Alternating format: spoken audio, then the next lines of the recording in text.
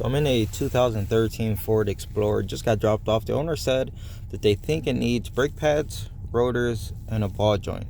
So I'm like, you know what? It's just time for a test drive. Let's see what's going on with this. It doesn't take much to realize there's a problem here. Basically, the brake pedal starts vibrating once you're coming to a stop. It's basically ABS activation. And I'm assuming this is what the owner's talking about, that why they think it needs pads and rotors.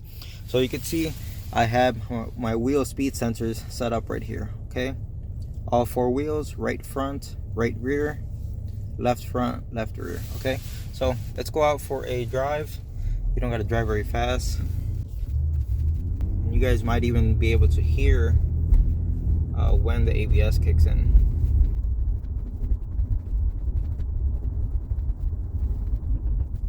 It was happening right there.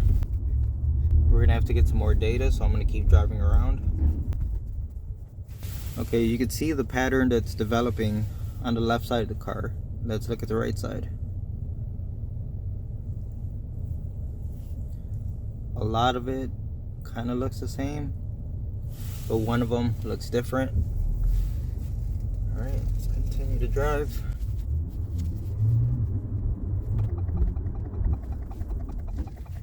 I'm noticing it only really happens almost when you come to a complete stop. All right, so I didn't get as good of a capture as I hoped for while I was recording, but I did get a better capture before I actually started recording. So here's what I took off camera, and this is going to be the front right and the rear right. You can see the dropouts right there, right there, right there. But look at the rear right, absolutely perfect. Okay, so far we have a problem. Front right wheel, you can see how they should look identical, yet we got dropouts. Think of this like a roller coaster, okay? Roller coaster, up and down, right, peaks and valleys. But at no point on the roller coaster should you just go you get what I'm saying? All right, and let's go over to the next capture, which is going to be the left front and the left rear, and we could see problems here also. So you can see that dropout right there, right? The spike that goes all the way down, and over here on this capture it's not there. Okay, so that drop right there, dropout, should not be there. But the left rear isn't without its problems, because you can see we have a dropout right here which isn't present on this one, and we have another dropout right here. So what does this mean? We have whatever, I don't know how this car is set up. I don't know if it has a magnetic pickup ring on the wheel bearing. I don't know if it has a tone ring on the CV shaft. You get what I'm saying? I have to investigate a little bit further, but basically we have a problem at the front left wheel, the left rear wheel, and the right front wheel. The only one that's working properly is the right rear. That sucks, because depending on how this car is set up, what causes or what gives off this reading, you know, like I said, whether it's attached to the wheel bearing or if it's attached to the CV shaft, basically this is going to get very expensive, because 3 out of the 4 wheels need this repair done. So I don't know, I guess that's it for as far as test driving.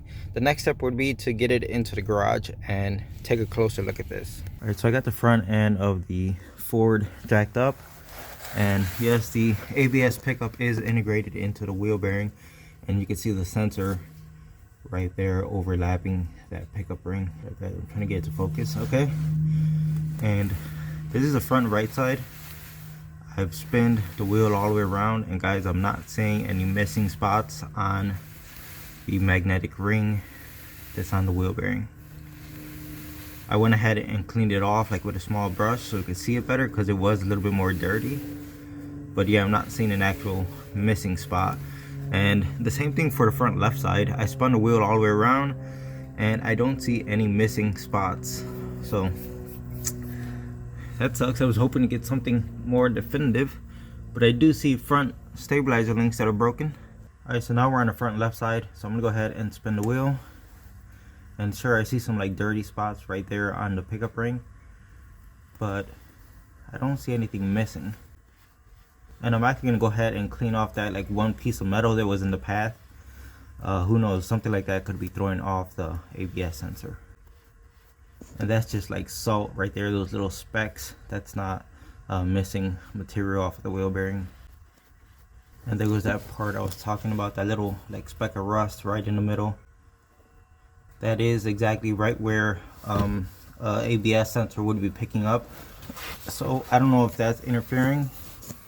Let me see if I could get in here and try to get rid of that, see what it is. But it's obviously magnetized to the strip, so it wants to stay on there. But if you notice, these things are caked on with like dirt and grime. So what I'm going to do is get my little brush like I did on the front right side. I'm going to clean these pickup rings, clean them off, get all the crap off of them. So I just want to show you guys quickly the process that I'm going through. So I'm just using 3 items: brake parts cleaner, acid brush, and compressed air. And I've already started, so you could see the portion that I cleaned versus what I haven't touched yet. Alright, so I'm gonna go ahead and spin the wheel, and you can see obviously I haven't cleaned any of that, and everything that looks more like a pinkish is clean. I don't even know if that's pink, guys, but you can see clean, clean, clean, clean, clean, clean, and we're back to dirty garbage. So I'm all done cleaning the front left side. You can see how it's no longer caked up with grime, salt, and dirt. Looks a lot better. Here goes that broken stabilizer link I was talking about. Alright, so let me go ahead and clean the front right wheel, and then we'll move on to the back of the truck. Okay, so on the front right side I finished cleaning off the pickup ring, but I think I found one issue on this side. Get you guys a better shot of that. You see that right there? That is a crack, and I've cleaned it like 3 times already trying to get different results, but it's always there. So that is a crack in the pickup ring, and this is the exact type of thing that I'm looking for. So if you rotate this thing around, you can see it's wet because of the brake parts cleaner. It's very difficult to get all the crap that's built up on these things off. You can see I probably have some more cleaning to do right there, but this is where cleaning it has unveiled the actual damage to it. So all right, we are done up front.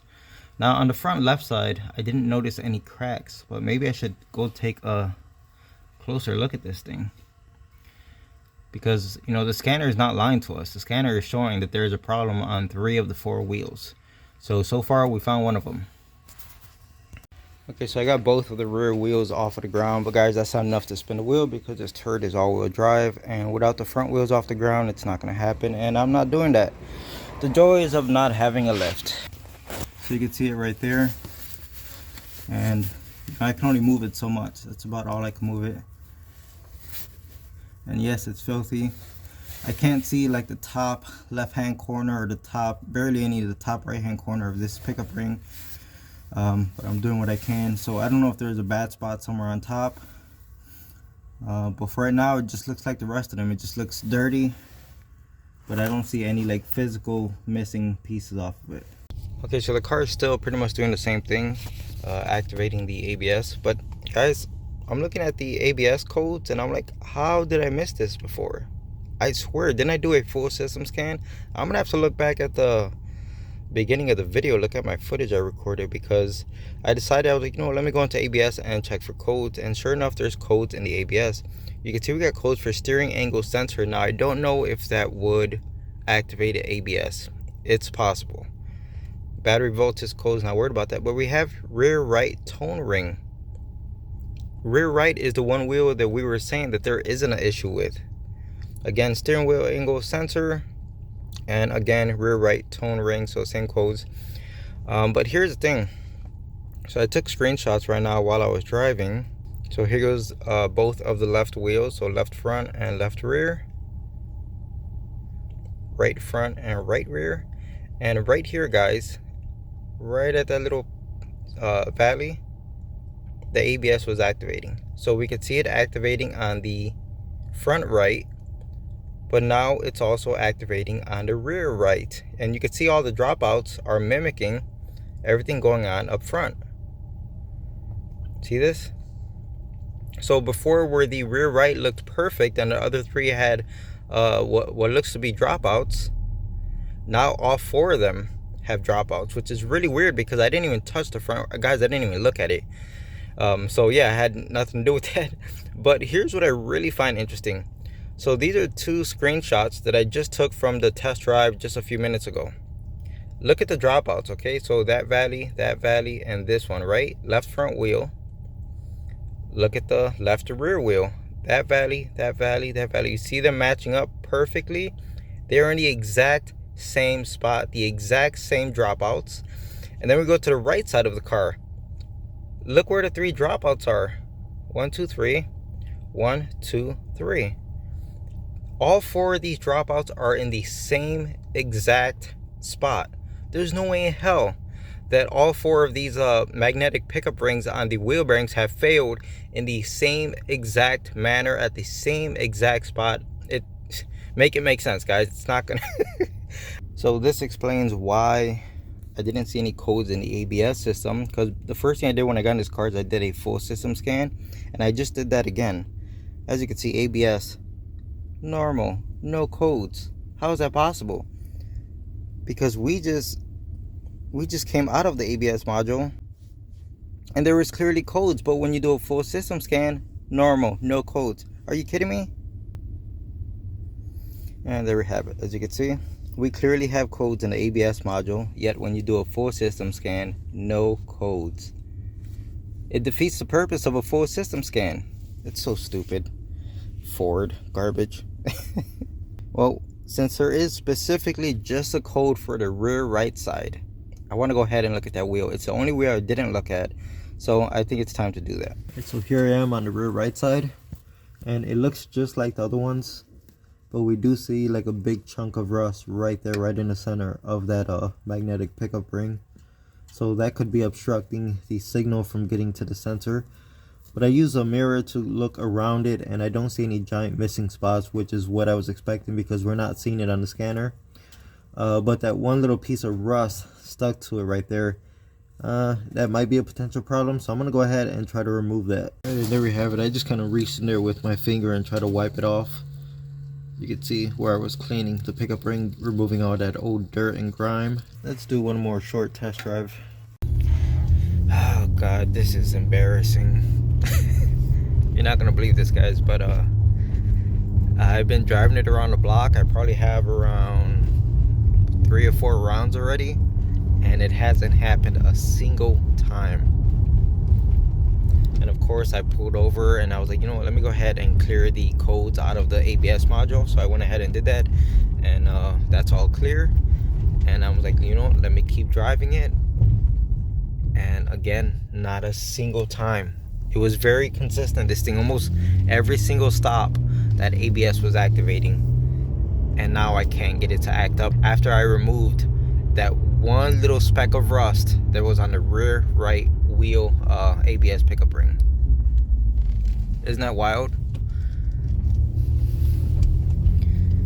What's even, yeah, I can't get it to act up, guys. It's crazy. So that fixed the problem. And it's absolutely wild to think that what was going on with one sensor was mimicking on the other 3 sensors. Isn't that wild? I don't think I've ever seen that before. Usually if you have a problem with one of your ABS sensors, whether it's the sensor or it's a magnetic pickup ring, whatever, it's usually isolated to that one wheel that has the problem. And when you're looking at scan data, it'll say, like, you know, your problem's on your front right or your rear left. You get what I'm saying? And don't get me wrong, this one did say a code for that. You know, it said rear right, but what threw me off is the full system scan didn't show the code until you went directly into the ABS module. So that really threw me for a loop and had me chasing my tail for a while. But what's interesting is that whatever was going on with that rear right sensor, which is a piece of rust stuck to the magnetic pickup ring, it was being mimicked on the other 3 sensors. I can't even explain that. So someone make it make sense to me. Explain it to me. Some people who know more than I do. Now, one thing I'm noticing is this car feels like the brakes are dragging. When you come to a stop, if you've ever been in a car like this, you know exactly what I'm talking about. I let go of the gas pedal and this thing comes to a stop almost by itself. And guys, we are not changing wheel bearings because clearly this problem is fixed. I haven't experienced the ABS activation not once, and in fact, let me show you the proof. Let me turn this off. Okay, here goes the left side of the car. perfect, no dropouts. Right side of the car, perfect, no dropouts. Isn't that wild? Alright guys, so I'm gonna go ahead and close out this video right here because the problem that this whole video started for has been resolved. You know, the front stabilizer links and the brakes, there's no reason to bring you guys along for that because that's just standard brake job, and it wasn't part of this diag and interesting case study, if you will. So I'm glad it was a no parts required fix. Definitely took me for a loop, but I guess you learn something new every day, right? Moral of the story is don't always trust a scanner just because a full system scan says, oh, everything's normal, no codes.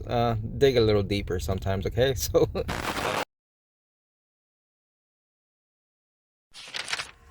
alright guys, so we're back with this Ford. It's about a week later, and I just finished doing the front pads and rotors and front stabilizer links. I showed you guys that broken stabilizing link up front. Anyway, you know how last time I got dropped off, I took it off for a test drive, I noticed the unwanted, or the unwanted ABS activation, how it was just randomly turning on, and I assumed that's what it was here for, and that's why they bought the brakes. They thought the brakes were going to fix this issue because the pads and rotors were sitting inside the car. It turns out they really did just drop it off to get the brakes done, that they were never experiencing ABS activation on this truck. So when they dropped it off, apparently the problem that I found wasn't happening. It wasn't until I got in the car and went for my very first test drive that I noticed this problem. So that's weird that the customer wasn't experiencing the problem, but as soon as I get in it, the problem happened.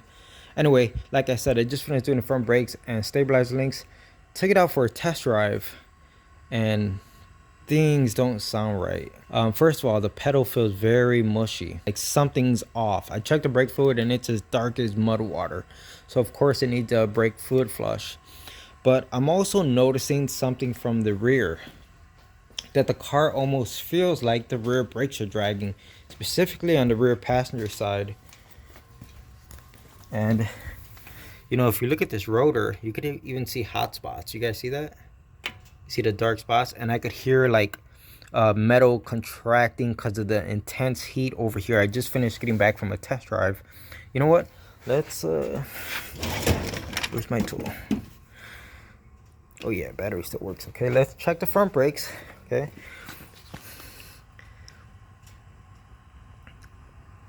sorry about the glare. You can see the front rotors are reading, I don't know, like a high of 150, right? Oh no, I reached 183 at some point, I suppose. Anyways, that's what we're reading. Let's go over here to this rotor and see what this is reading.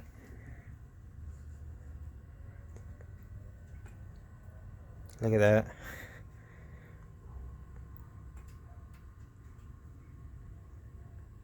It's hard just to get in the right spot. And you're also pointing this laser at a reflective surface, which it doesn't really like. But you saw that. Look at the high, 256. Let's go check the other rotor on the back. I really do think it's just the rear right side. Yeah, look at these temperatures over here.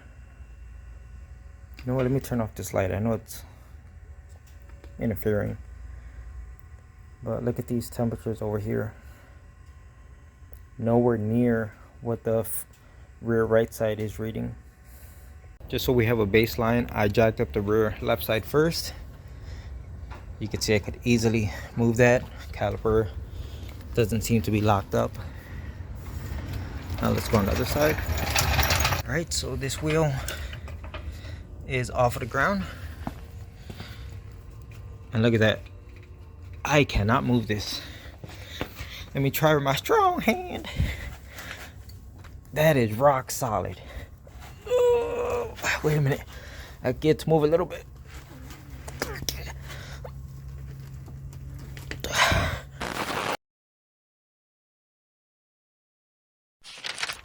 Alright, so the very next day, the owner dropped off the parts that we need. Rear right caliper, one rear brake hose, a set of rear brake pads, and one rear rotor. So yeah, apparently I did the rear brakes in this thing not too long ago, so we don't have to do everything as a set, meaning we don't have to do the rotor on the other side. This stuff is relatively new. It's just that bad caliper chewed up the brakes on the rear right side. So the first thing, since we're going to end up opening up the brake system, we have to bleed out the brakes. And since the reservoir is full of that old muddy black brake fluid, you don't want to have to push all that stuff through the system. So step number one is to suck out whatever we can out of the brake reservoir and fill it up with brand new brake fluid. Keep in mind, this isn't a full brake fluid flush. This is just since you're going to open the system and you have to bleed it anyway, you might as well try to get out as much of the old brake fluid as you can. And you guys can see the condition of the brake fluid. Yeah, it should not look like that. It should look more like clear, like water. Anyways, I got my pump right here. Just grab the hose, put it inside the reservoir, and just start sucking out the majority of it, or whatever we can get. And there it goes. And I'll just keep pumping this. Now this is one of those things where you don't have to worry about sucking it dry. You know, brake fluid or a brake system, whenever you're bleeding the brakes, you want to make sure the reservoir doesn't go dry. Well, that's if you plan on pumping the brake pedal. You can introduce air into the system. But when you're just trying to drain and refill the reservoir, it's okay to get as much as you can out of here. Just don't touch the brake pedal until you fill it up. We could stop this. We'll grab some brand new brake fluid and top it off. All right, brake fluid right here. And I know it's a tight spot, but luckily the container isn't filled, so I'm able to get an angle like this. See the color of the brake fluid? That's how it should be. So I'm just gonna put as much as I can in the system, because as soon as we open up the brake system back there to get the caliper off, it's going to start leaking out the brake fluid. So I just moved the car a few feet from right here to inside the garage, and this wheel is already locked up. So I'm going to try to take off the caliper as one giant assembly. There's really no reason to take it apart unless we have to. It looks like the two bolts holding it on are going to be 15 mil. And there really isn't much space back here. So we're just going to have to go at it caveman style, traditional tools, you know, without setting up some elaborate thing with extensions and wobbles and all kinds of crap. So let's see. I've already broken them loose, of course.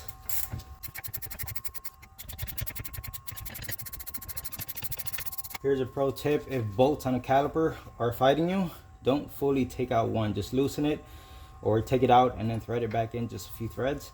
Because if you fully remove one of them, then the caliper is going to flop over and be a real pain in the butt to deal with.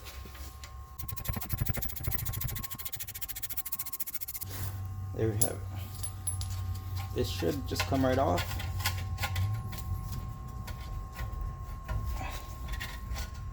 It would be a little bit easier if the caliper wasn't applying pressure. I should get a prying tool, but I'm pretty stubborn. There we go. So, even though these brakes are relatively new, look at how thin this brake pad is. There's like no brake pad left. And this is a result of a seized caliper always applying. So, this has been going on for a while. Look at the back one. Same exact thing. These brakes were about to start grinding metal on metal. So yeah, this has been going on for a while, that the caliper has been acting up like this, because it chewed right through the brand new brake pads. I was just thinking to myself, like, yeah, this should come out because I was in here last, and I usually do a pretty good job at cleaning these. If they come off real bad, like they fight me, clean them up pretty good, grease up the threads, so the next time someone comes in here, it comes off really easy. And I hope it's pretty obvious to you guys, all the hot spots on the rotor. You can tell it's been overheating like crazy. And the back may even be worse. Let's go ahead and make sure that this connection comes off without a fight. It looks relatively clean. I've seen a lot worse, but hopefully it comes out. Sometimes it's so bad it breaks the brake line, and that just opens up a can of worms. The bolts for the caliper, put them on a wire wheel, clean them up to make sure they go in nice and smooth on the new caliper. Oh guys, I just finished doing a power steering pump on a GMC like Duramax, a diesel. I don't normally work on diesel trucks, but yeah, let's just say working on diesel, 2 out of 10 stars. Would not recommend. The engine bay is just so cluttered, man. There's like no space for anything. You want to make sure you're using a flare nut wrench, one of these. and it's your best bet for not rounding it off. I don't know if that's gonna work. Give it a shot. Like I said, this one doesn't look too rusty. I was wrong. Broke free pretty easy, so that's really good news. Happy about that. I know the haters are gonna say it was the penetrating oil. All right, so step number one, we got our fancy rotor from AutoZone. It's got that black coating on it, so it's like a rust prevention, which means you really don't have to clean your brake parts cleaner. There's no oils on it, but I'm still gonna do it anyway. It looks good enough. I just hate when you buy brand new parts and it looks like someone's had their paws on them already, and it makes you wonder, especially if it's a really big job, it makes you wonder, why was it returned? Is it a defective part? And are you going to go through all this trouble? In this situation, it doesn't really matter. It's pretty easy. But I'm talking about, like, say, engine parts where it takes hours to do the job. And, do you have a defective part that someone else returned and now you're installing it? Who knows?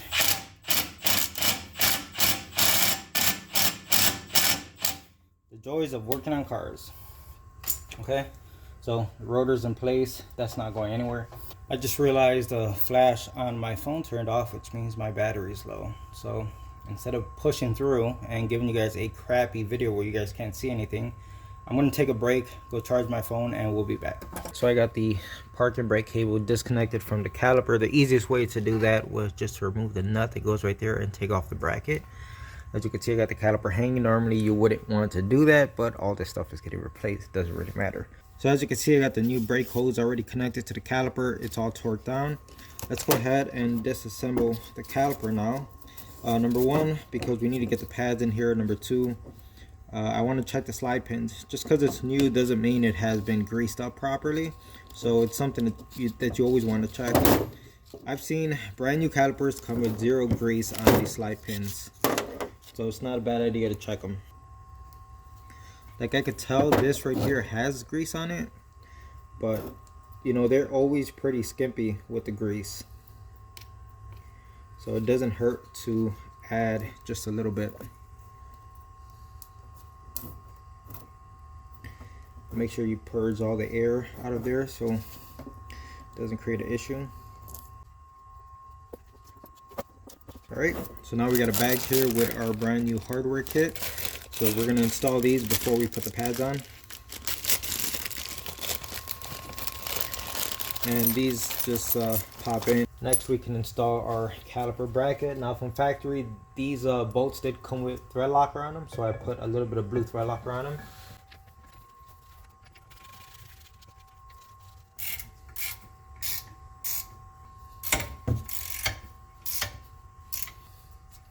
This one's going to go right here. And they appear to fit nicely.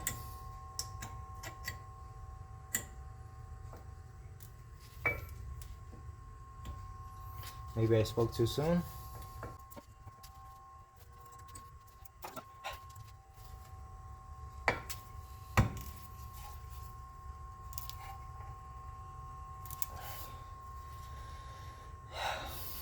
I don't really like that, guys. I had to force it in there, and look, I can't even move this pad. That's gonna be a problem. Get in the zone, auto zone.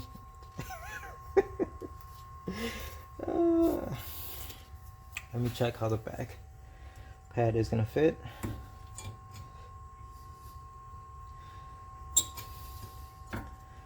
Pretty much the same thing. Yeah, the only thing you can do in this situation is grind off some material off of the tab or the ear on the brake pad. I don't like doing that, guys, but when the parts don't fit, they don't fit. I mean, it's clearly it's the correct part. Don't get me wrong. I'm not saying these are wrong. These are the correct parts, but it's just, aftermarket parts. Sometimes you gotta deal with this type of stuff. I'm done grinding the tabs, and it's really just taking a hair off of each ear. You just have to keep going back and forth, grinding and testing, and you can see how they fit now. They press in with little force, and I can actually still move them back and forth with my fingers. Okay, if you were to just force them in, and I've seen people do that with a hammer. If you ever see someone forcing in your brake pads with a hammer, you probably don't want that person working on your car. Anyway, so the front and the rear pads both move. As you can see, I can move them with my fingers now, and that's good. You want to also make sure to not take off too much, because if you do, the pads will be loose and then they start bouncing around inside the caliper bracket, and that creates a noise. All right, new caliper right here. Do not forget to put some, well, a little bit of grease on the piston itself, as well as the back of the two tabs right here that holds the brake pad. Okay, so that looks great. Now we'll grab the bolts for the caliper, put them into the bracket. I'm gonna have to get a wrench to hold the slide pin so it doesn't spin as I torque these down.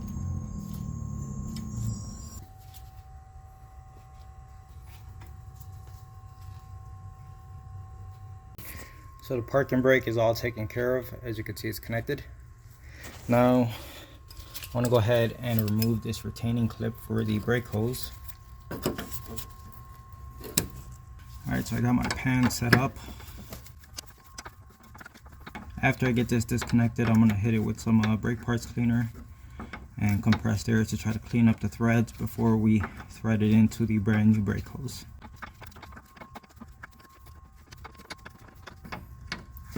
Jesus Christ, how long is this thing?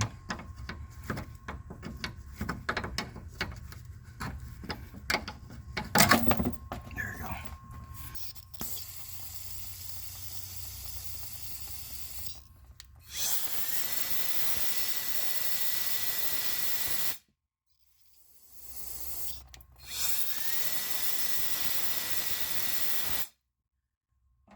One of the most important things when you're dealing with fittings on brake lines is to make sure that the fitting spins very freely, as you can see, because sometimes it's really easy to cross thread things, and if you're fighting the resistance of the nut being like seized, or just I don't know what's the word I'm looking for, just basically it doesn't want to spin freely on the line, sometimes you could mistake something that's cross threading for just like the fitting being stubborn.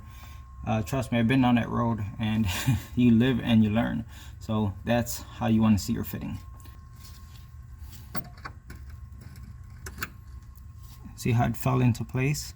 It's got that like hexagon shape, and that just tells you or reinforces that we do have the correct part for this. So this will just get knocked in. Like that, it's going to hold it, stop it from spinning, and now we could go ahead and tighten this on.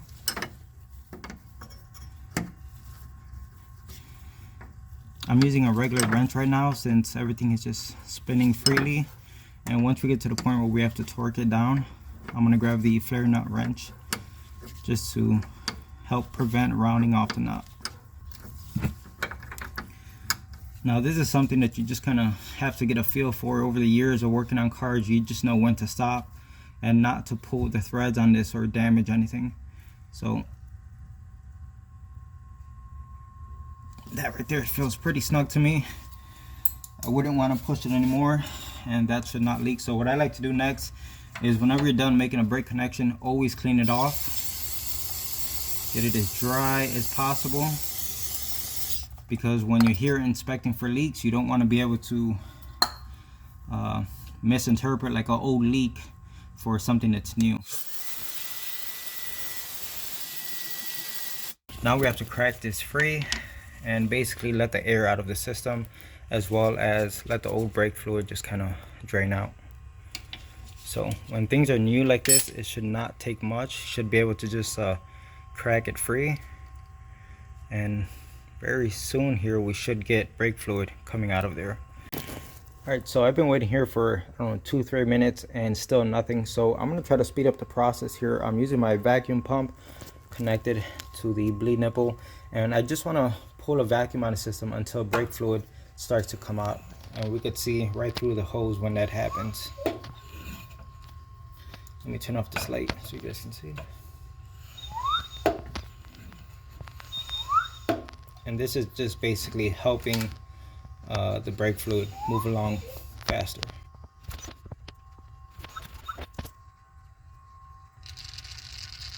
There it goes. So I'm all done with the vacuum pump, and I've switched over to my traditional water bottle with brake fluid in it. This is my tried and true method, guys. I have tons of tools for bleeding brakes, you know, vacuum pumps, pressurizing pumps, all kinds of fancy stuff. And at the end of the day, I always come back to this simple method of bleeding brakes, and it just works 100% of the time. So at this point, I'm just going to get in the car, start pumping the brake pedal, and it's going to push all that old brake fluid into this container, and at the same time not allow air to get back into the system.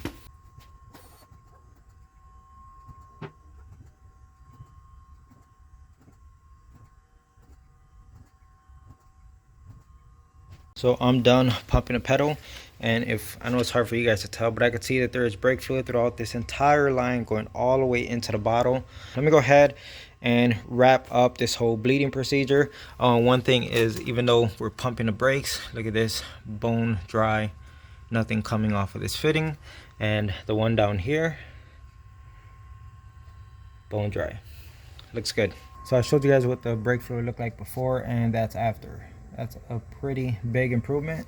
Let's go ahead and put the cap back on, and you don't want to leave that open for too long. So everything back here looks great. I don't see any leaks, and I think we're just about ready to put the wheel on this thing and take it out for a test drive. Of course, I still have to go put the new pads on the other side of the car, but I could do that really quick. There's one thing I like to do whenever I replace anything that has to do with brakes, is you want to stress test the system. So I like to start up the vehicle,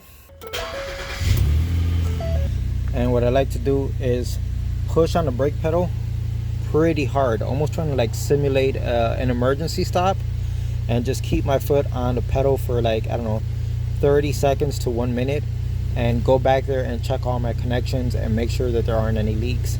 So basically you're putting a lot of pressure in the system just to make sure that there's no problems with the repair you just did. So I got the wheel back on the car, and even though I've been in the car pumping the brake pedal, making sure everything's good, come outside and look at that. Look how easy it moves. Already off to a good start. So I'm out test driving this forward, and immediately I could tell a difference. It sounds different inside the cabin. Of course, we no longer have a dragging caliper back there, which is constantly applying force to the rotor and the brake pads. So that would make a difference on how the car sounds, and I noticed it immediately. Yeah, I don't feel like I'm trying to drive a car while my foot is on the brake pedal at the same time. All right, so let me wrap this up. Of course, I still have to put the pads on the other side of the car, and honestly guys, I may just continue to bleed the brake system on the rear left caliper just to be consistent, you know what I mean? But it seems to stop fine, and I guess that's gonna be it for this one, guys. I'm not gonna waste any more of your time putting more brake pads on, but I hope you enjoyed the video, and like always, thanks for watching.